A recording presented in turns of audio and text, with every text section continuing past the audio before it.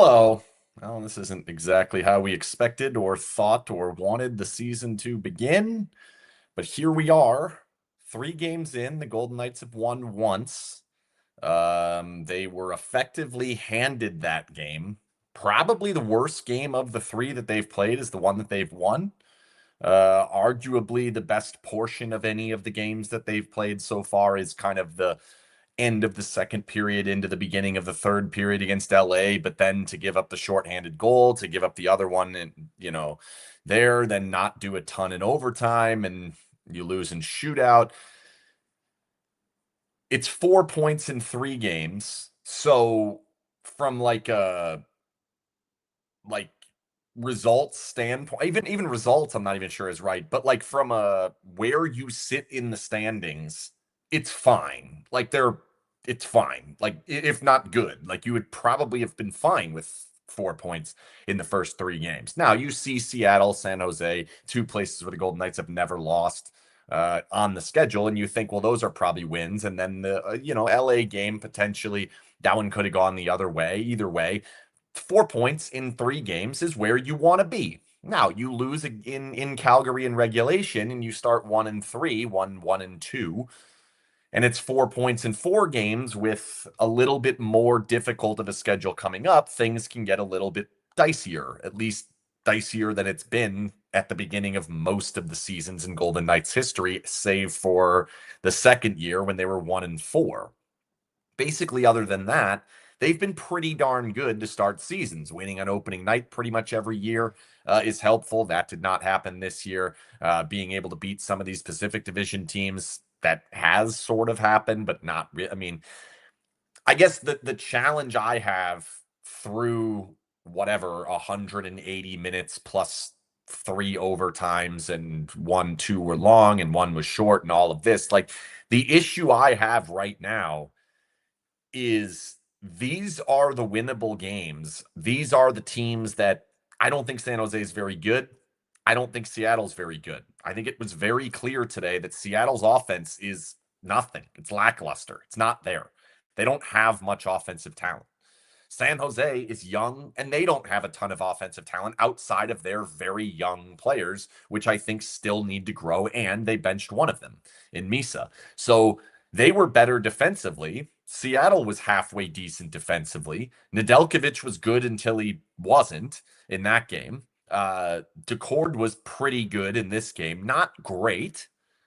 And what happens is you walk out of it. Yes, they have 10 goals in 3 games. That's fine. That's about where you want to be.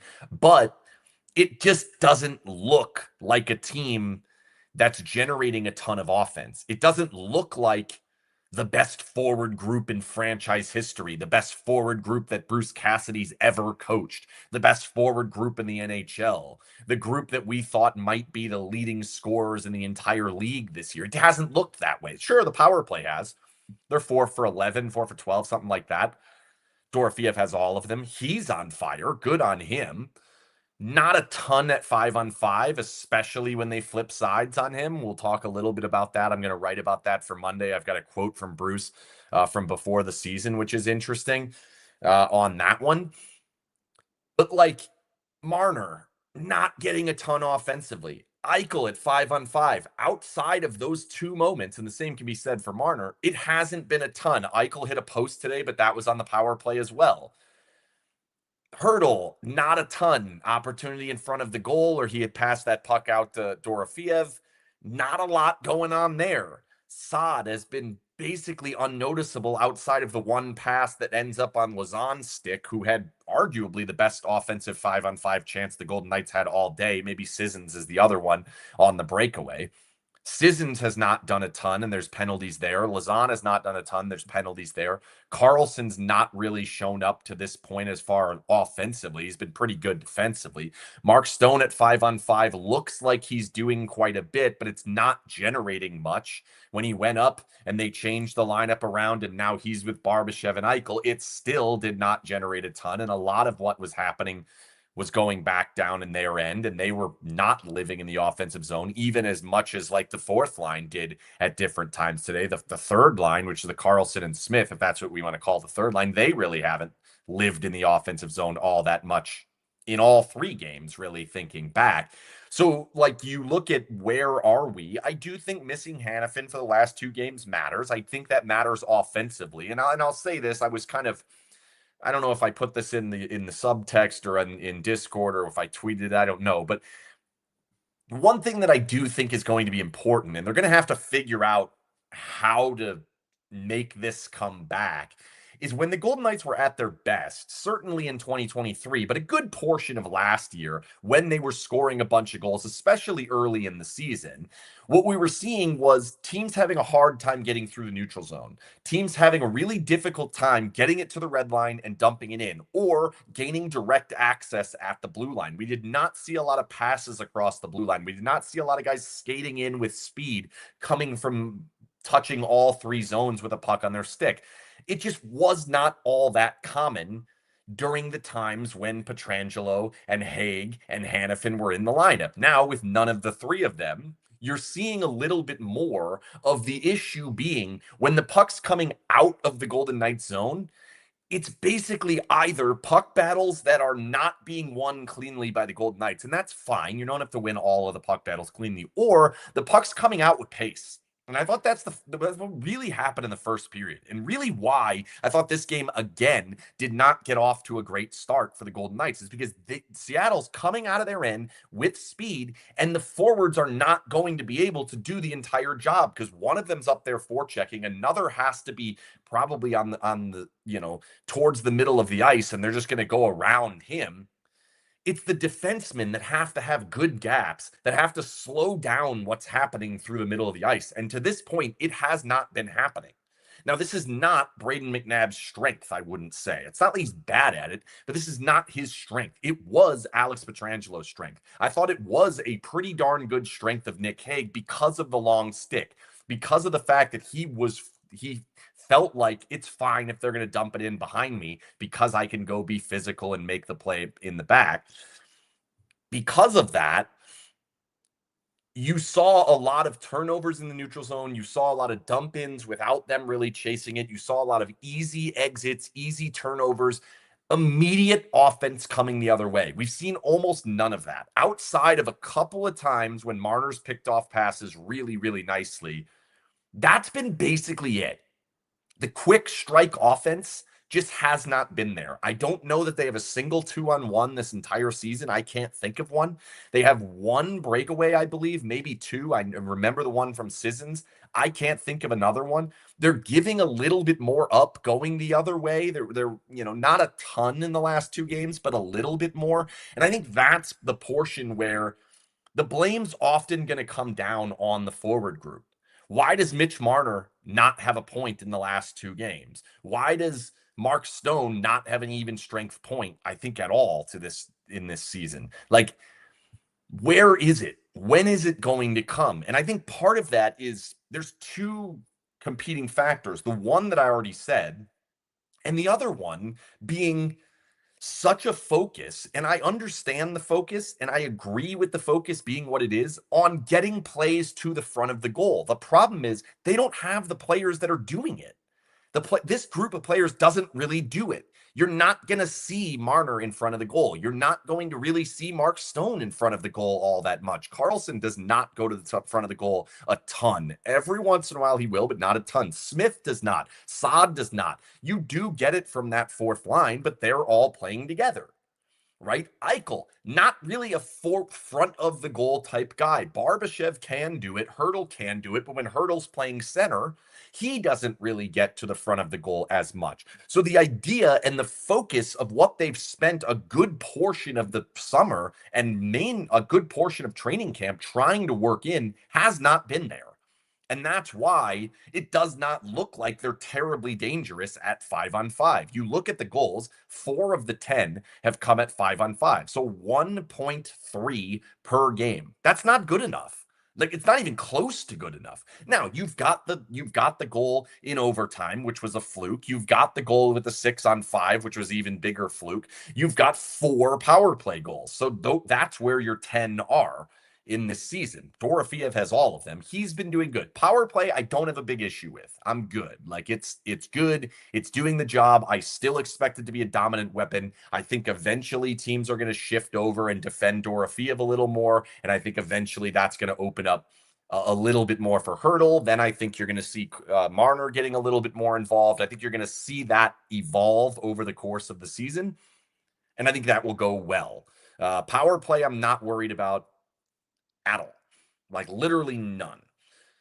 It's 5-on-5 that like, so you have the idea, and I think it's important to note that Mitch Marner was signed on July 1st.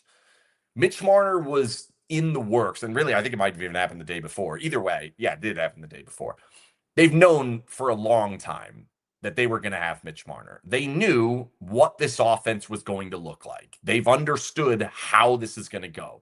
Cassidy made it very clear based on his actions and some of his words, but mostly his actions, that the expectation is that Eichel and Marner together will be dominant. That group, that pair together with Barbashev, and maybe it has to be Dorofeev at some point, we will see, but with Barbashev, that will be dominant. It hasn't been. It was for 8 minutes, 4 minutes, four, right? 2 shifts in a row for 4 minutes. Basically, that's the only time it's been dominant. There have been good moments. There have been things that have gone well, but as a whole, it has not been dominant. And because of that, the trickle down of how the lineup works, the Stone, Carlson, Smith line probably is not going to be an offensive dynamo. It just isn't. It can be better than it's been to this point, but they're going to draw most of the defensive responsibility and they're not going to dominate offensively. That's what's happened at this point. Pavel, Saad, and Hurdle, I've been skeptical of that since day one. I've said that for a while. I just don't fully see it. I just don't see it. I think Hurdle and Pavel are a decent combo there.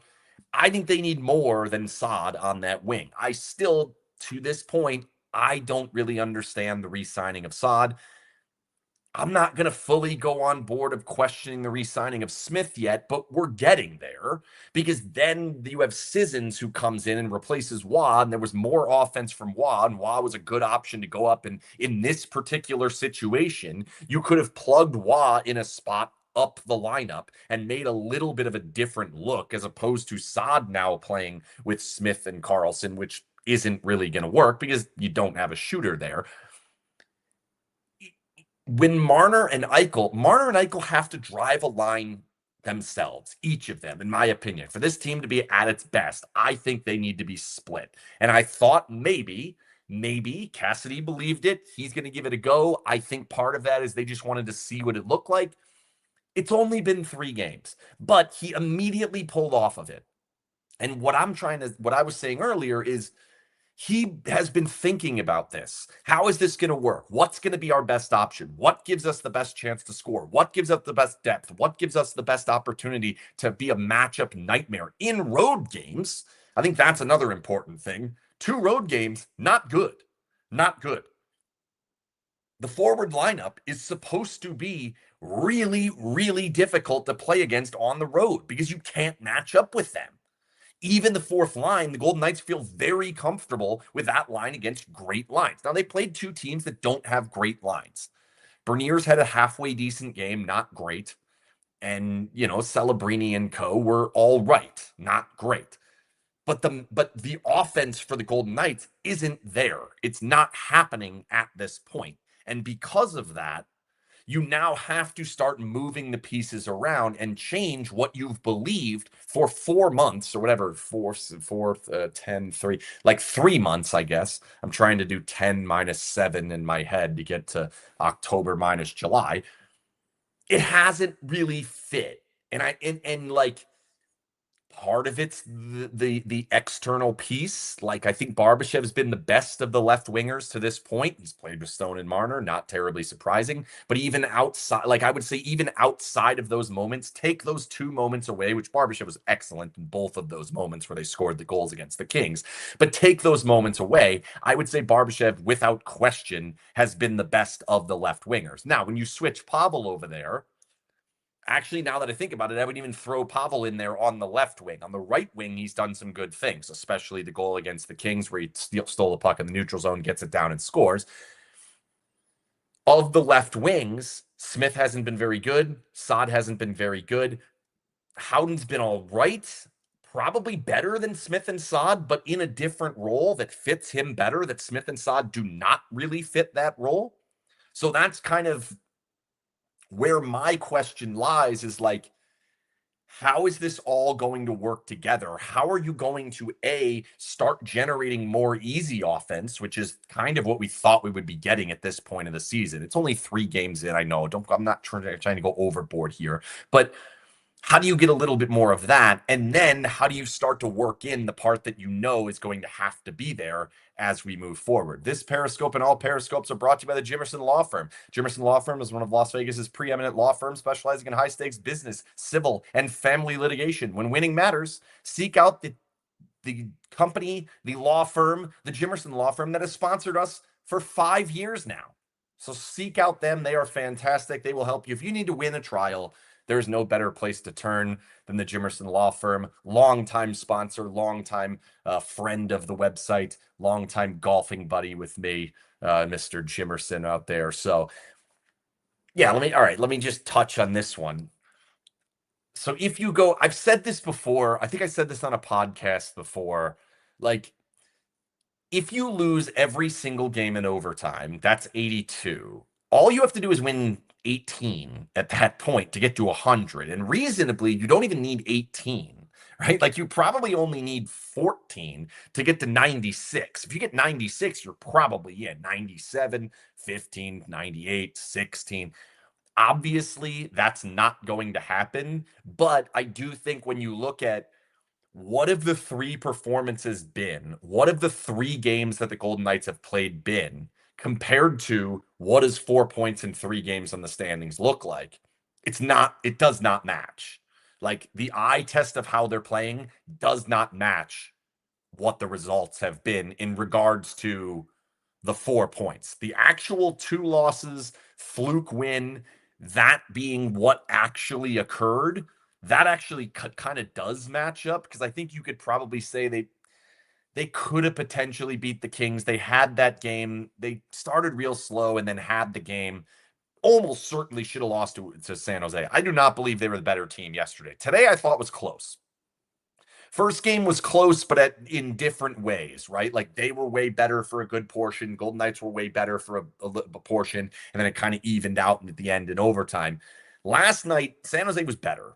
San Jose was the better team between the 2 teams. Like, I don't even think that's debatable. Golden Knights did not generate a ton. Golden Knights did not really stop them from generating a ton in front. I thought Schmid was pretty good in that game last night, and I'll talk about Hill in a minute. Like, that's a loss. I understand that it goes down as a win because the puck bounced funny and then Nedeljkovic pooped himself. Like, that goes down as a win. That's a loss. Tonight's game is a coin flip, but you're never leading. You give up the first goal again. Power play. Okay. Penalty kill hasn't been particularly good. Not terrible. Allowing goals hasn't been a bunch of breakdowns, but they are allowing goals. Power play's been elite again. This is not a game that I walk away saying the Golden Knights are better than Seattle, which is a disaster because I look at that Seattle roster and I say there is no offense. There are no playmakers on that roster. At no point when they're in the offensive zone are you concerned that someone's going to make something happen. Meanwhile, on the Golden Knights side, you look down the list, you look at who's on the ice, you see Mark Stone carrying the puck, you see Jack Eichel carrying the puck, you see Mitch Marner carrying the puck. Hurdle, Dorofeev on any time he's available to receive a pass, Carlson. Like, these are players you expect to generate offense. It hasn't happened to this point. The four even strength goals are what? Dorofeev on a break, the 2 awesome ones, and then the other one is Howden taking the puck to the middle. So there hasn't been a ton of great looks. And because of that, it feels like they're on the same level offensively as a Seattle team that I know they are not. I know eventually they will not be. But for now, it feels that way. And that is slightly concerning. Let me take the Lausanne comment first. Lausanne has been a liability. So I think there's a couple of things with Lausanne. First off, I do believe he deserves a little bit of grace based on the fact that he's been out since December 31st. The grace period's probably almost run out. So like I'm almost there at this point. And today you basically look at that game and there's the one great opportunity that he could have scored on. And then there's the turnover or there's the penalty deep in the zone. Overall, like he's an okay to not great third pair defenseman. In the end, that shouldn't be a huge problem. Like it really shouldn't. When you pair him up with Korzak, who I think at this moment is an okay third pair defenseman, you have an okay to not great third pair. When Hannafin's out, Whitecloud and Hutton is not good as a second pair. It's not like they're bad as like a pair of defending. They're not terrible, but it's not a good second pair. There's very minimal offensive upside there, even though both guys can do it. You're not going to get it very often. Defensively, they're just fine, if not slightly below average. Theodore and McNabb are good, but it's not a 1A, 1B group. So, like, when you look at the defense, especially while Hannafin's out, and I hope he gets to play in Calgary on the way back. I don't expect him to, but would be nice if he does get to do that. With him out, the defensive group is short. Now, they've only allowed 3 goals to San Jose. That's not great. Or was it 2? No, it was 3. They went down 3 times and tied it all 3 times and then took the lead 4-3. So 3 goals to San Jose, not particularly great. One's a 5-on-3. A bunch of goals to the Kings. Power play goal, shorthanded goal in there. So it's not all at 5-on-5. And then today it's none. But the more dangerous chances, at least in my opinion, I was going to say that. Now I'm kind of coming off of that. It was pretty similar. But this is against not a very good team. San Jose, not a very good team. Kings, not an offensive dynamic team. They have been against the Golden Knights for whatever reason, but not a very dynamic offensive team. Calgary's a little bit more dynamic, not a ton. Once we get back, you're going to start seeing the Carolinas and Tampas and Floridas. They're more dynamic. And then I think there's a Colorado in there. Like, you're going to start seeing it. And I guess to me at this point, Lauzon's low on the list of worries. Like Theodore's a lot higher on the list of worries. I don't believe he's holding up to the 1A defenseman role at this point. I don't believe Hanifin held up to the 1A defenseman role in game 1. So through 3 games, I don't believe they have the replacement for Pietrangelo. That's where I'm at on that one. So that's a bigger concern to me. The amount of minutes that McNabb's going to have to play is a concern to me. The fact that at this point, it's only 3 games, but at this point, I don't feel like I'm ready to start asking the question, is Korzak going to push above Whitecloud, which I believe needs to happen. If this team's going to go to the place they're going to go to, I think that has to happen. I'm not there yet. I don't believe that that's the case. Then, yeah, there's some issues with Lauzon. Is it a complete disaster? No, it's not. Are we worried about William Hill's surging uptick in penalties? No. Are we worried about the line as a whole? Slightly, yes. So the penalties, like, whatever, I'm not worried about it. I don't think that's going to continue. Not a big deal. The line as a whole, especially when you consider that Stone has been on it for most of the time, 2.5 games, I guess I would say, they have not generated a lot. And they have been in their own end defensively quite a bit. So that's a bit of a concern.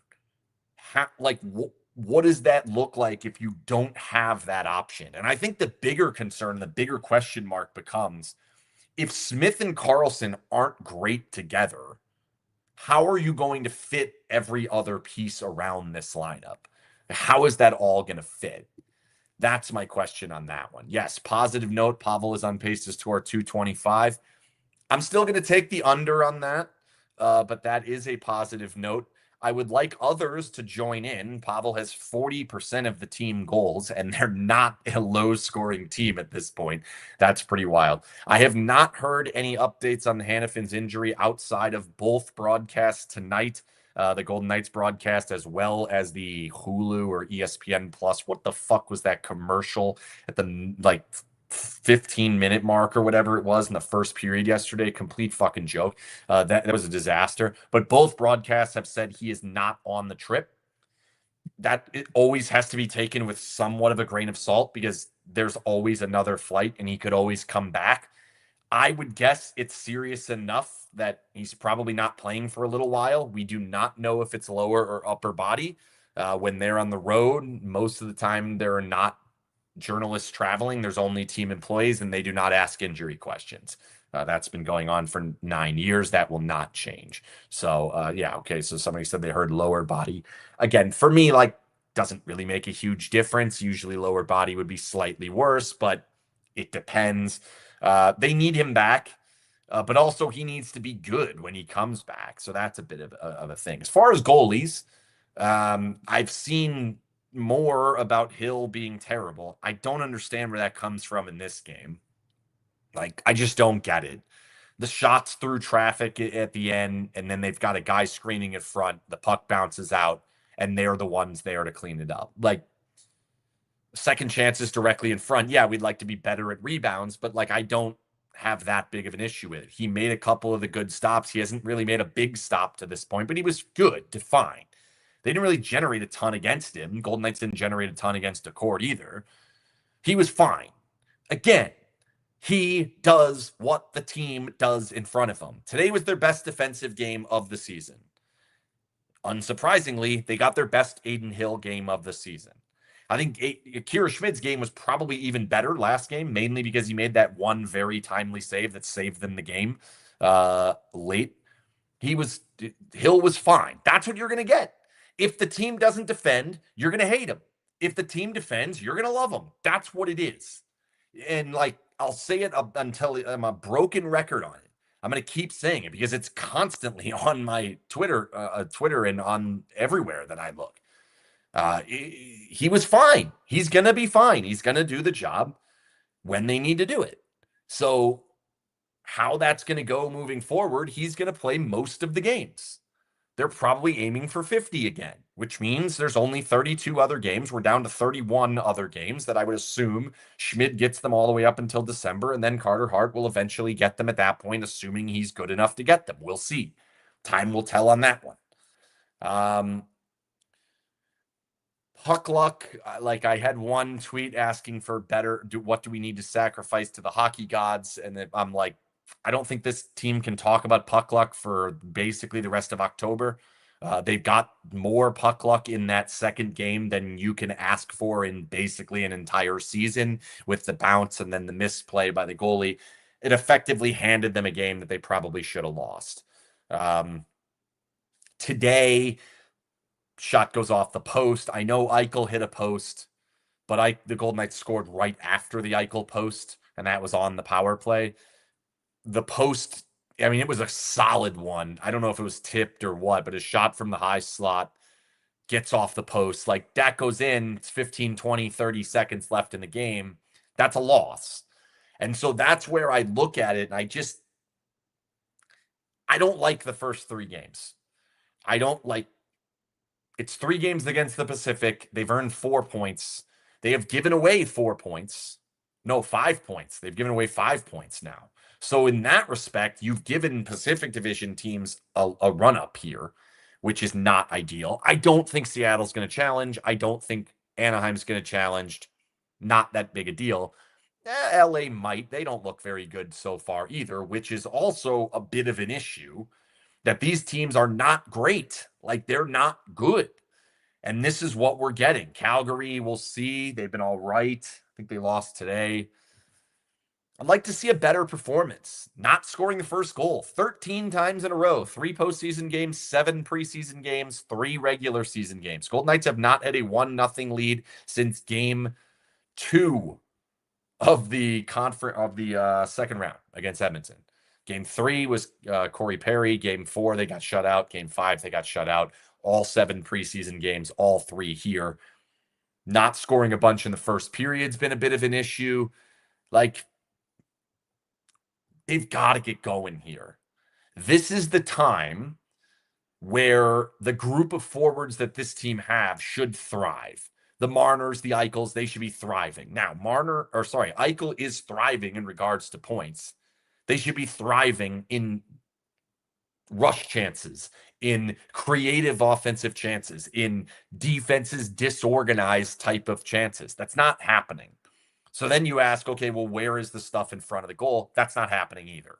So 3 games in, I don't feel great about it. I just don't. I don't feel good about how this season has started. It's easily the worst start of the season in Cassidy history, and it's 4 seasons. It's not terribly surprising when the other 3 were like 42-8 or whatever it was, something like that. Like they were ridiculous. But it hasn't been great. And it's like, all right, as we move forward, as you have this game against Calgary and a game against Boston, 2 more teams that we don't believe are particularly good, you've got to start finding a way to get leads. They've erased 5 deficits. I don't know why I couldn't say that. 5 times the Golden Knights have been down and tied the game, and they still have lost 2 of the 3 games and should have lost the last one. One of those 5 deficits is on the Eichel dump in that goes in. Like, you can't play behind this often. You got to be better than this. And so far, the forward group hasn't necessarily found its place yet. That's all right. That's not the end of the world.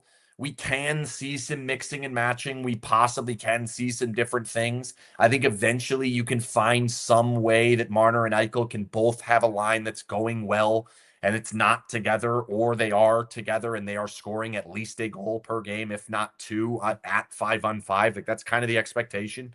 Has not happened at this point. Defensive pairs, the pairings seem fine. The overall, how is it going to go? I think when you see more dynamic offensive teams, it could be a bit of a trouble spot. So overall, like 4 points, 3 games, take it. Be happy about that. Understand that in the standings, they're fine. They're in a great position. They don't even need, like, even a couple regulation losses are not the end of the world in regards to the standings.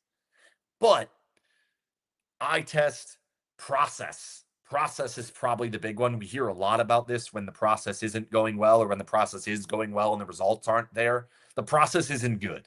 The process isn't good enough right now. You played 3 teams in your division.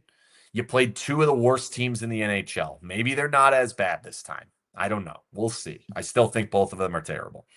The Sharks and the Kraken. You got to start looking better. You got to start looking more dangerous. You got to start being more consistent in the offensive zone. Make life more difficult in the defensive zone. One other thing, Hill was great carrying the puck today, handling the puck, whatever you want to call it. When they're shooting these rim-ins, he knocked a bunch of them down, and it kills things off. And he was excellent at that, and it still did not generate a ton of offense going the other way. Those are free, clean breakouts. You've got tons of offensive firepower. Find a way. Find a way. Has not happened at this point. Next game's Calgary. They're not great either. That is a building the Golden Knights have not had as much success in. So where we've kind of relied on, well, something stupid will happen and they'll just win a game at SAP Center. It happened. Something crazy might happen, or Seattle just can't score. They will find ways to win at Climate Pledge. It happened, even though they did end up losing the game in overtime. Calgary's not like that. 6 regulation losses in Calgary. It's a lot. So they got to play better. You got to play better. You're going to have a tough goalie matchup to go up against again. Like maybe the best one they played yet. Actually, definitely the best one they played yet. Cord's pretty good, but Wolf's very good. Wolf is excellent. And you're going to have to find a way to beat him now. So you got to get going. You got to get going. I'm interested to see what Cassidy does with the group of the forwards for the next game. Does he stick with what it was? Does he flip it back? Because I don't think it worked all that well. I didn't think it was bad, but I don't think it worked enough to like, that's got to be it moving forward. Wouldn't say that. So we'll see. Thanks again to the Jimmerson Law Firm for sponsoring this Periscope and all Periscopes this season. We'll probably be doing a bunch more of this. Do me a favor, follow us on the Instagram. I'm trying to do more on the Instagram because the Instagram pisses me off. And I will tell you why the Instagram pisses me off, because I often tweet things or I put things on the site and then other Instagram accounts put them on with the logo, with my logo, and put like SinBin said this, and then there's 7 billion replies on there, and I'm like, well, what's going on with my Instagram? And so I'm over here with a shit Instagram and they're over here with dominant Instagrams, and it's bothering me. That's all I'm going to say. It's bothering me. I'm trying to get something up there, at least one thing every single day. I got a couple of weekly things I'm going to try to get up there. I'm trying to do more. We're going to do more on the Instagram. I'm doing my best. So do me a favor. Follow me over there. That's all I have for tonight. Thanks again to Jimmerson Law Firm. See ya.